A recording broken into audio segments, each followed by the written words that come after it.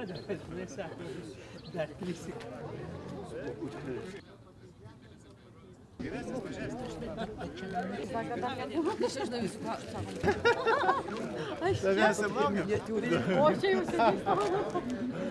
Todėl, kad aš esu dar gyvas liudininkas tų laikų, kai 2000 metais po Sidnėjos olimpinių žaidynių spalio mėnesį berods mes pradėjom sodinti šitos medelius, kurie dabar veši ir bujoja.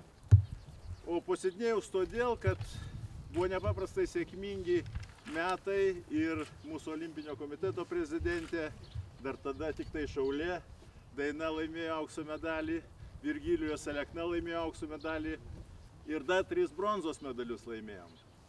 Tai mintis buvo ta, kad prisimenant mūsų visus olimpinius čempionus ir esamus tuo metu 2000-ųjų Romo Ubarto čempionus pasodinti čia tokią gražią alėją. O treneris kasa. Aš laikau, treneris kasa. Jo, treneris kasa.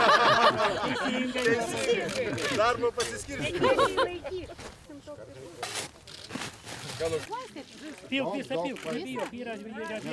Kad tikrai tas medalis prigis, jis jau vien Lauros palaikymo turėjo prisisemti tos stiprybės ir galios. Manau, kad tikrai bus viskas gerai. Patrešt, gal irgi pravažiuodama bent tą pagaliuką įsmeikt kada nors. Dar kartą tikrai dėkoju puoselėtojams šitos tradicijos ir Olimpiečių asociacija ir Vilniaus olimpiečių klubas vienyje jungia. Ir tie vyresnėji mūsų kolegos šaunuoliai, kad jie tokius projektus palaiko ir mus stumia juos palaikyti. Tikrai viliuosi, kad praeis dar, ir aš galėsiu sakyti, aš buvau gyva liudininkė, kai pradėsim 3 eilę, ko ir linkiu visiems čia susirinkusiems dar kartą taip pradėti va čia 3 eilę. Kažkaip net negalvojau, iš karto ir net nežinojau, kokius čia reikia rinktis, tiesiog ąžuolas ir viskas. Ir kažkaip pirmoji mintis atėjo, kad noriu ąžuolą ir patinka šitas medis, stiprybės medis ir esu stipri, tai dėl to galbūt ąžuolas.